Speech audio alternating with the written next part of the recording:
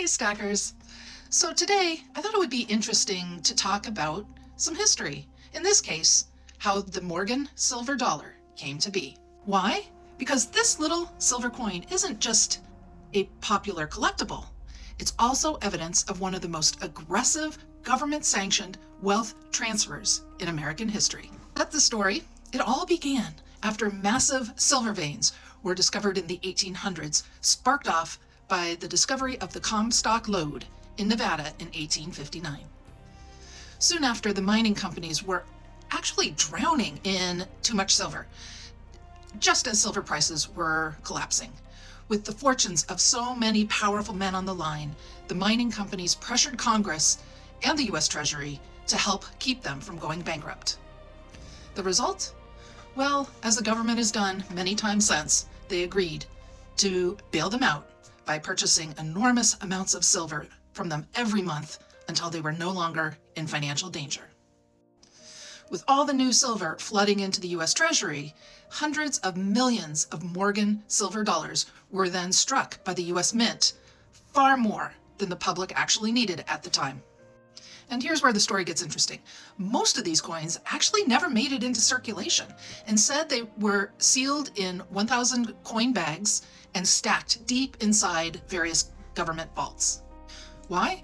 Because the real goal wasn't to provide currency to everyday Americans. It was to prop up the collapsing silver prices by transferring our public funds to the struggling private mining companies. By the early 1900s, there were so many of these Morgan silver dollars floating around in the system that even the U.S. Treasury struggled to track how many coins they actually had in their vaults. In fact, the accounting of all the coins became so confused and so muddled that those who worked for the Treasury were said to consistently be stealing from the hoard. Then came World War I. In 1918, to support the war and stabilize foreign exchange, the U.S. government decided to melt down 270 million Morgan dollars, still in their vaults, so they could reuse the silver for wartime efforts. Of course, as each Morgan dollar was melted down, certain dates and mint marks suddenly became rare overnight, placing the entire coin world into chaos for years while they tried to determine which dates were now rare and therefore more valuable. Decades passed, and most people thought that the coin's turbulent history had finally ended. And then came another shock. In the early 1960s, the U.S. Treasury publicly admitted that millions of Morgan silver dollars still sat in government vaults untouched since the 1800s. When the vault doors were finally opened, millions of pristine coins flooded into the market, rewriting rarity charts once again and collapsing prices on coins that collectors had long believed to be scarce. To this day, no one knows exactly how many silver Morgan dollars may still be hidden, lost, miscounted, or quietly sitting in private hands.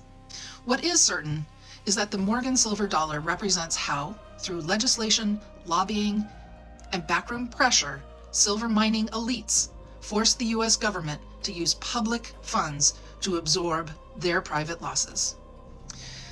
Well, Americans were told that the Morgan silver dollar was meant to stabilize the economy. It ultimately became a vehicle for transferring public wealth into private hands.